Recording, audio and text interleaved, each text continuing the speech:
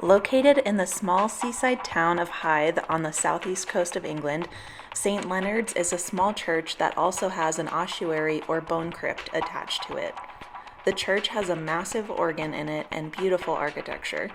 The church dates back around 900 years and has a large graveyard behind it that overlooks the town of Hythe leading out to the sea. Attached to the side of the church is the ossuary, which is a maintained crypt of bones. St. Leonard's has 1,000 skulls and is estimated to have the skeletal remains of roughly 2,000 to 4,000 individuals. The history of the crypt is mysterious, and not much is known about the origins of the bones. Theories have suggested old graveyards have been dug up around Hythe over the past few centuries, and those skeletons were brought to the crypt. Some skulls show evidence of disease, while others have fractures or even holes from stab wounds. While not much is known, there is chilling evidence suggesting a large portion of the remains belonged to women and children.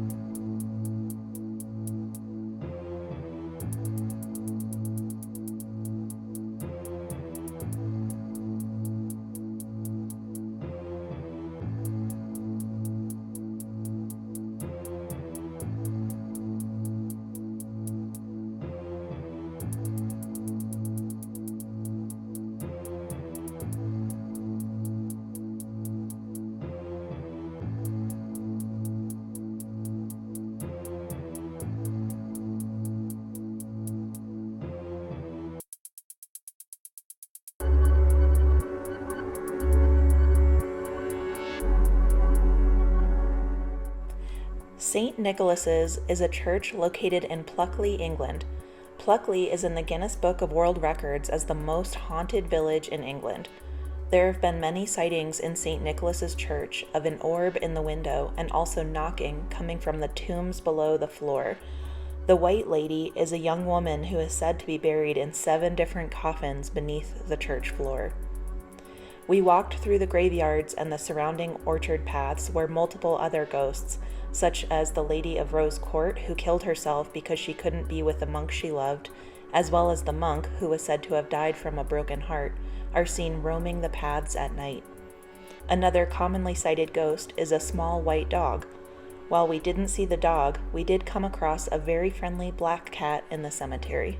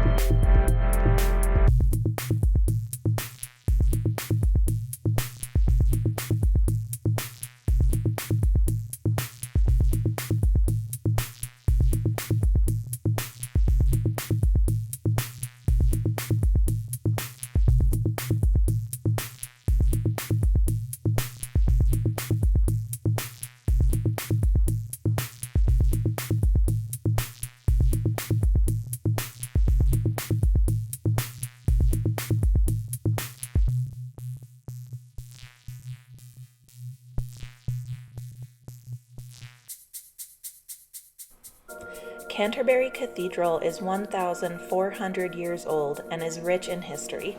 Canterbury is most well known for the Canterbury Tales, but the history of the cathedral is just as interesting.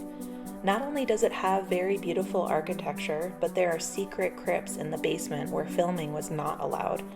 In the year 1170, Archbishop Thomas Becket was assassinated in this cathedral by the King's Knights.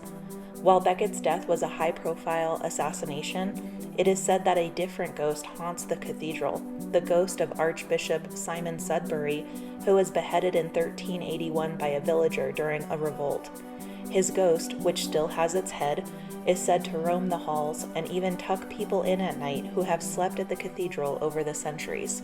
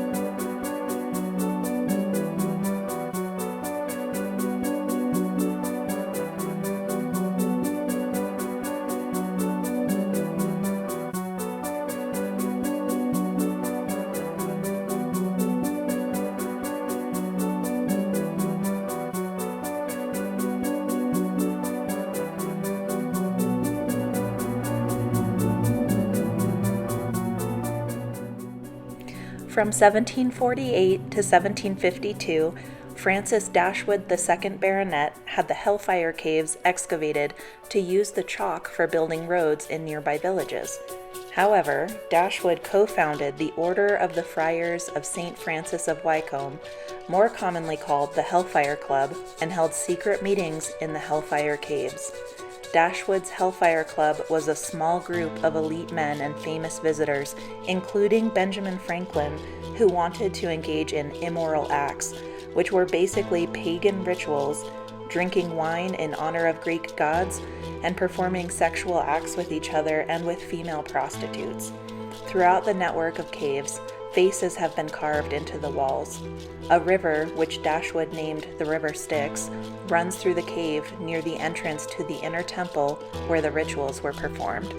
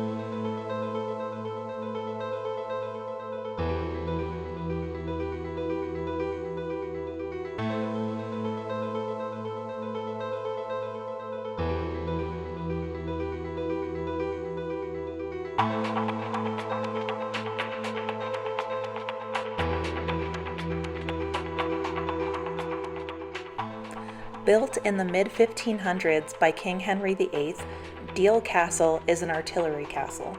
It was built to protect the shores from invaders crossing the channel from mainland Europe. While the overseer of the castle lived in the luxurious quarters of the upper floors, soldiers and invaders clashed in the flooded, confusing labyrinth of the basement. The corridors in the basement are completely dark, even in the daytime, with horrible visibility, non-stop flooding conditions, and never-ending, looping passageways that made it nearly impossible for invaders to fight their way out to the upper floors.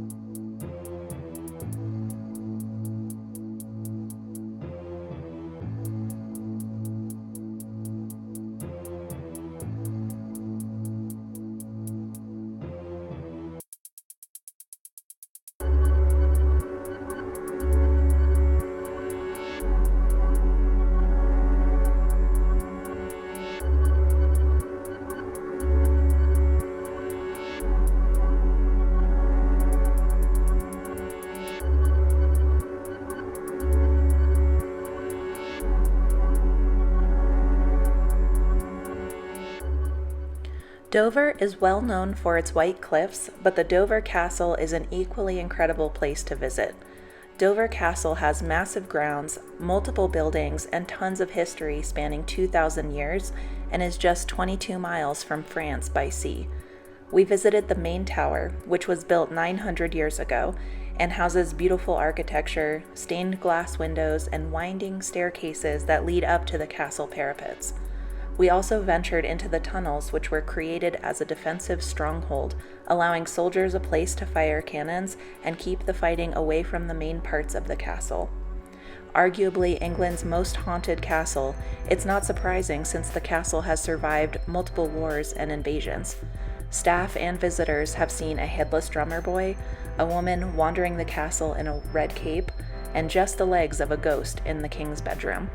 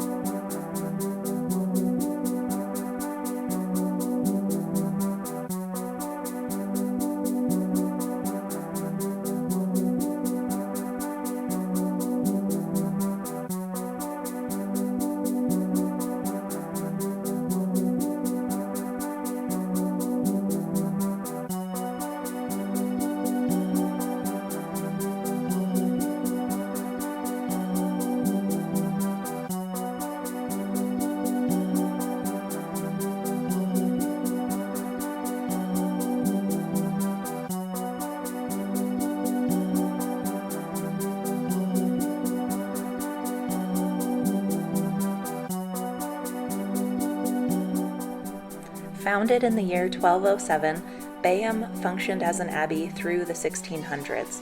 While only ruins now stand at the remote countryside location, ornate carvings and remnants of beautiful vaulted archways still stand. While a beautiful and secluded place, the ruling families and benefactors of this property often used it for family burials, especially for lost infants. The abbey is serene and quiet, but the ghosts of white monks are said to wander the ruins, ringing bells and lighting incense, which visitors have claimed to smell in the air.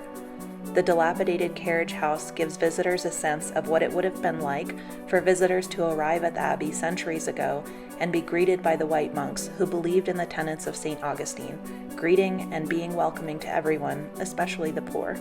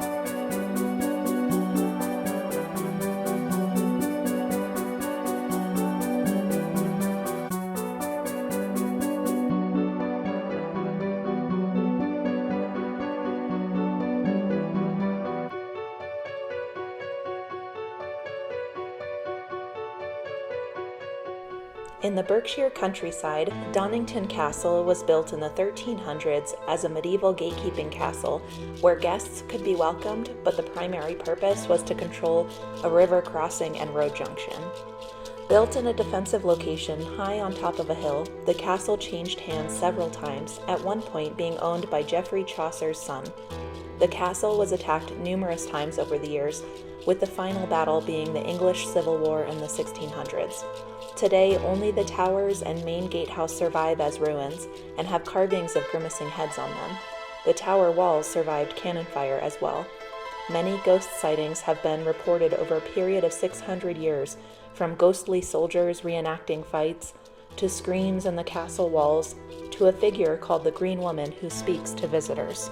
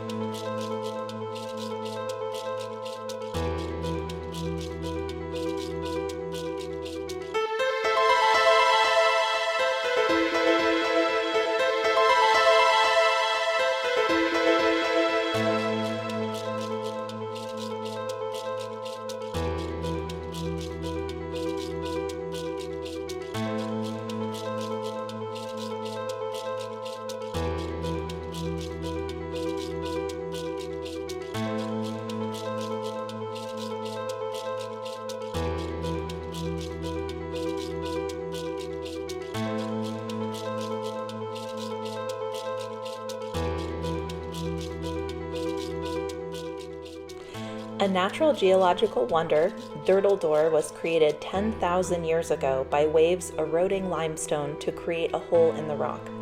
The name DURDLE comes from an Old English word for piercing or drilling, as it looks like a door has pierced or been drilled into the rock.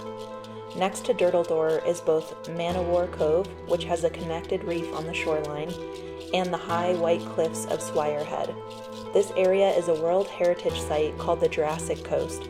It contains rocks from the Jurassic geological period, as well as the Triassic and Cretaceous periods.